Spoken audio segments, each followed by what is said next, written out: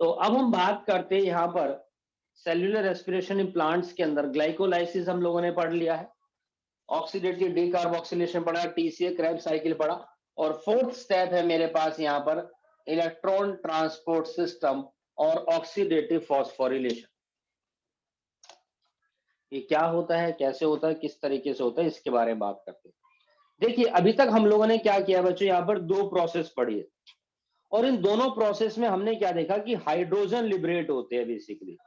यहाँ पर एक्चुअल में हो क्या रहा है, हाइड्रोजन लिबरेट हो रहे हैं, ठीक है। अब ये जो हाइड्रोजन है, बात ये है कि हाइड्रोजन को या प्रोटॉन को एक्सेप्ट कौन कर रहा है। में हमने ग्लाइकोलाइसिस पढ़ रही थी, जहां पर हमने देखा कि हाइड्रोजन H पॉजिटिव आयन निकल रहे हैं, उसके बाद इनमें भी H पॉजिटिव आयन निकल रहे हैं, लेकिन इनको एक्सेप्ट कौन करता है। तो बेसिकली हाइड्रोजन आयन को एक्सेप्ट कौन कर रहा है जी, दो चीजें, एक तो NAD और FAD। मैंने जैसे यहां पर लिख दिया कि NAD प्लस एनर्जी को यूटिलाइज करके NADH2 बना रहा है, कैसे बना दिया, ऐसे नहीं होता, ऐसे नहीं होता भैया।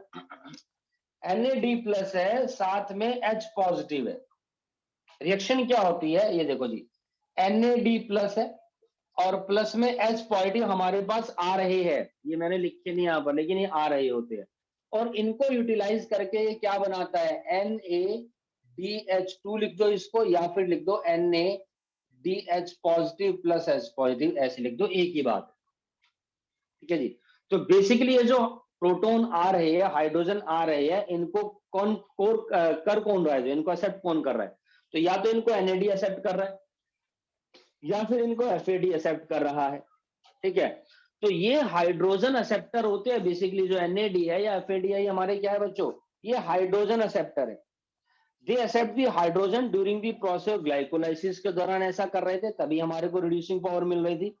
दूसरा, क्रेब्स साइकिल के दौरान भी तो NAD और FAD हाइड्रोजन को एक्सेप्ट कर रहे हैं, ठीक है जी, और हमारे को क्या मिल रहा है, रिड्यूसिंग पावर NADH2 या FADH2। अब हमने क्या है देखा है कि ये जो सारा का सारा जो प्रोसेस हो रहा है, एरोबिक रेस्पिरेशन के रिस्पेक्ट्स में हम लोग बात कर रहे थे। अब ये एरोबिक रेस्पिरेशन मतलब कि सारा काम ऑक्सीजन की प्रेजेंस में ही होता है, ठीक है। एरोबिक रेस्पिरेशन मतलब जहां पर ऑक्सीजन का यूज होता है। और अब तक जो दो प्रोसेस मैंने पढ़ाई है, ग्लाइकोलाइसिस है या क्रेब्स साइकिल है, इनके अंदर तो ऑक्सीजन का यूज नहीं हुआ अभी तक, इनके अंदर तो ऑक्सीजन यूज ही नहीं हुआ। तो हम लोग क्या देखते हैं, ऑक्सीजन बेसिकली एंड में जितने भी आपके हाइड्रोजन लिबरेट होते हैं, ऑक्सीजन क्या करता है, जितने भी हाइड्रोजन लिबरेट होते हैं उनके साथ मिल करके, ऑक्सीजन उनके साथ मिलकर के क्या करता है जी, H2O की फॉर्मेशन करेगा, ये उनके साथ मिलकर के H2O की फॉर्मेशन करेगा, ठीक, यानी कि रेस्पिरेशन में ये काम होगा। तो बेसिकली कैसे होता है हमारे पास, लो जी, O2 है और साथ में H2 है, then there is a formation of H2O water molecule. इसको हम लोग यहाँ पर बैलेंस कर देंगे, तो यहाँ पर 2 लग जाएगा, यहाँ पर भी 2 लग जाएगा, नो इशू, कोई दिक्कत नहीं किसी भी तरीके से। हाइड्रोजन के 2 दूनी 4, 4, ऑक्सीजन के 2, 2 एटम हो गया, कोई समस्या नहीं। तो O2 बेसिकली फंक्शन एक तरीके से यहाँ पर ऑक्सीजन जो है वो फंक्शन कर रहा है एज अ इलेक्ट्रॉन एक्सेप्टर, ये एक तरीके से इलेक्ट्रॉन एक्सेप्टर का काम कर रहा है, जो कंबाइन होता है हमारा हाइड्रोजन के साथ और क्या बनाता है, वाटर की फॉर्मेशन करता है। कहने का मतलब ये है कि जब भी कोई रिएक्शन हो रही है तो हाइड्रोजन लिबरेट हो रहे हैं, और हाइड्रोजन को लिबरेट को जो लिबरेट हो रहे हैं उनको एक्सेप्ट कौन कर रहा है, या तो NAD या FAD, जैसा कि मैंने रिएक्शन में देखा NAD है, ये इधर FAD है, ये इनको यहाँ पर क्या कर रहे हैं बच्चों, एक्सेप्ट कर रहे हैं। तो हम लोग क्या देखते हैं, किसी भी आयंस को एक्सेप्ट करने का एक कैलिबर होता है, एक पोटेंशियल होता है, जिसको हम लोग बोलते हैं यहाँ पर redox potential. This is called the redox potential. Redox potential क्या चीज होती है यहाँ पर, रिडॉक्स पोटेंशियल मैंने बताया ना कि NAD और FAD जब हाइड्रोजन एक्सेप्ट करते हैं तो उनका यहाँ पर क्या होता है, एक रिडॉक्स पोटेंशियल होता है। और NAD का देखना जी, जो NAD है उसका जो रिडॉक्स पोटेंशियल है, इस हाइड्रोजन को खींचने का, इसको एक्सेप्ट कर पाए, इसको खींचने का जो रिडॉक्स पोटेंशियल है वो है -0.32 इलेक्ट्रॉन वोल्ट। आप लोगों ने केमिस्ट्री में पढ़ा होगा, रिडॉक्स पोटेंशियल, रिडॉक्स चैप्टर है, रिडॉक्स रिएक्शन चैप्टर 5 है, तो वहां पर हम देखते हैं -0.32 इलेक्ट्रॉन वोल्ट की रिडॉक्स पोटेंशियल होता है।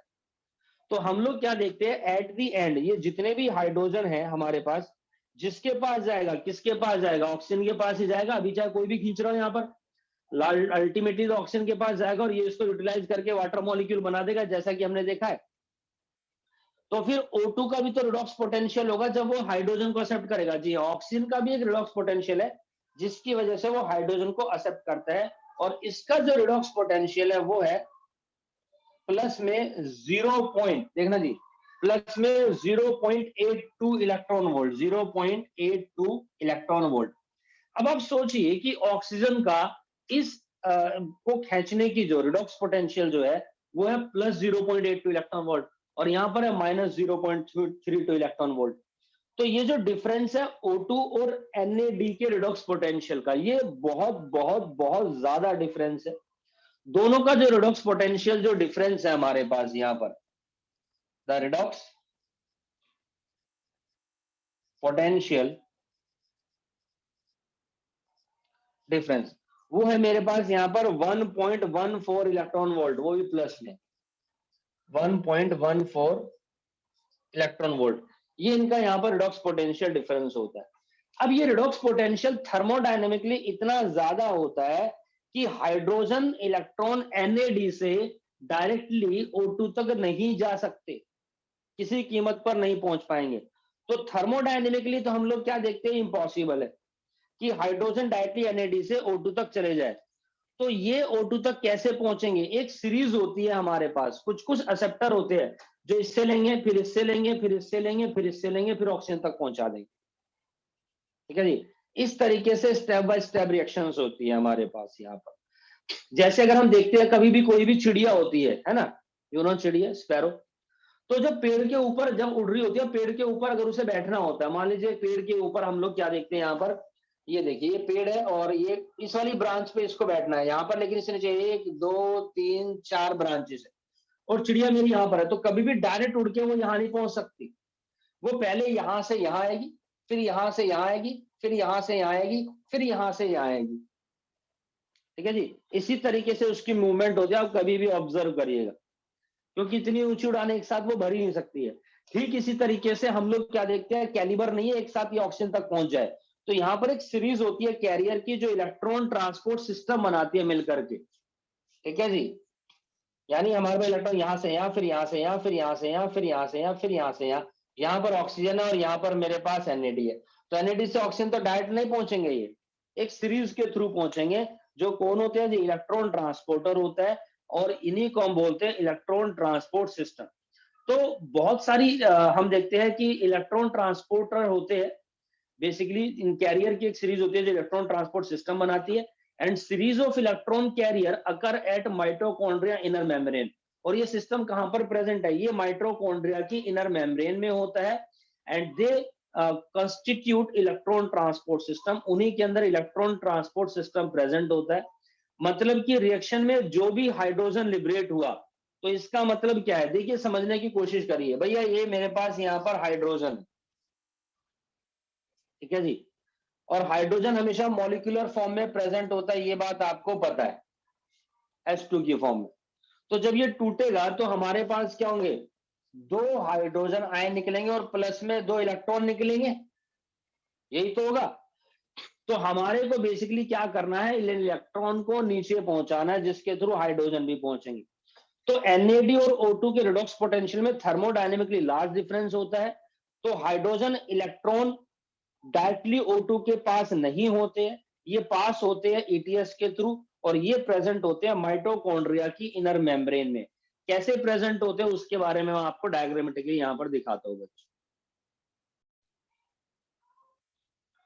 तो जैसा कि मैंने बताया, आपके पास ये हाइड्रोजन है, ये ब्रेक होते हैं प्रोटॉन के अंदर, इलेक्ट्रॉन के अंदर, और ये इलेक्ट्रॉन NAD से O2 तक पहुंचने। लेकिन थर्मोडायनेमिकली इनके रिडॉक्स पोटेंशियल में काफी लार्ज डिफरेंस है। तो हाइड्रोजन के जो इलेक्ट्रॉन है डायरेक्टली O2 तक कभी भी पास नहीं हो सकते। ठीक है जी, ये पास होते हैं किसके थ्रू जी, ETS के थ्रू, और ETS प्रेजेंट होता है माइटोकॉन्ड्रिया की इनर मेम्ब्रेन में, जिसको हम ऑक्सीजोम्स बोलते हैं, ऑक्सीजोम्स की फॉर्म में प्रेजेंट होते हैं। उनके अंदर ही ये कैरियर बेसिकली ऑर्गेनाइज होते हैं चेन की फॉर्म में, जिसको हम बोलते हैं इलेक्ट्रॉन ट्रांसपोर्ट सिस्टम। मैं आपको ड्रॉ करके दिखाता हूँ। देखिए जी, मान लीजिए कि मेरे पास यहाँ पर ये माइटोकॉन्ड्रिया है।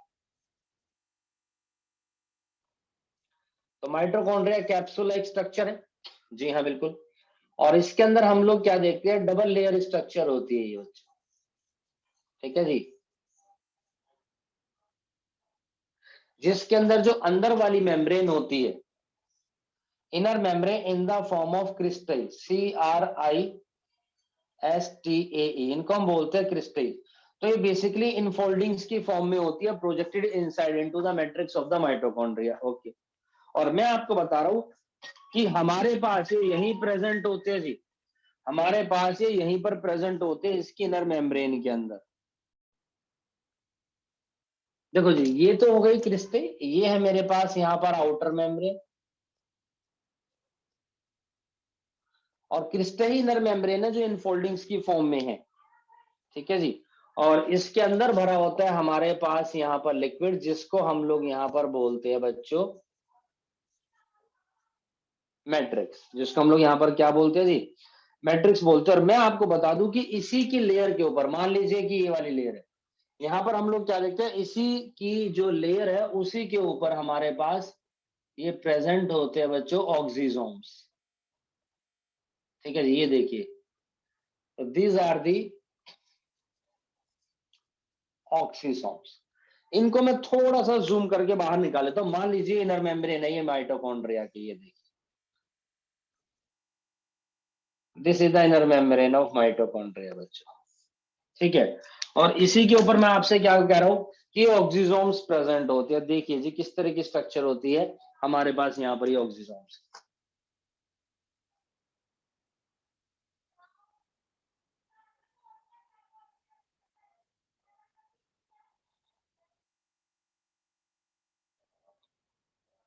These are the oxysomes.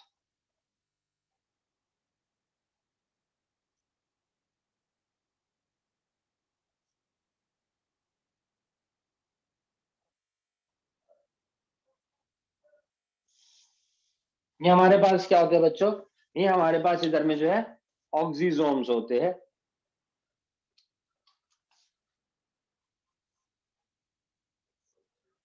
जिनके अंदर ये सारा का सारा सिस्टम प्रेजेंट होता है, और ये चेन की फॉर्म में अरेंज होते हैं। ये ऑक्सीसोम्स माइटोकॉन्ड्रिया की इनर मेम्ब्रेन के अंदर लोकेटेड होते हैं, और इन्हीं ऑक्सीसोम्स के अंदर प्रेजेंट होता है इलेक्ट्रॉन ट्रांसपोर्ट सिस्टम। और इन ऑक्सीसोम्स से हम देखते हैं साइटोक्रोम की भी चेन प्रेजेंट होती है। तो इसका मतलब क्या होता है, इलेक्ट्रॉन्स बेसिकली मूव करेगा NAD से O2 तक। और NAD से O2 तक कैसे करेगा, इसके डिटेल स्ट्रक्चर के बारे में, जूम स्ट्रक्चर के बारे में हम बात करेंगे बच्चे हमारी नेक्स्ट क्लास।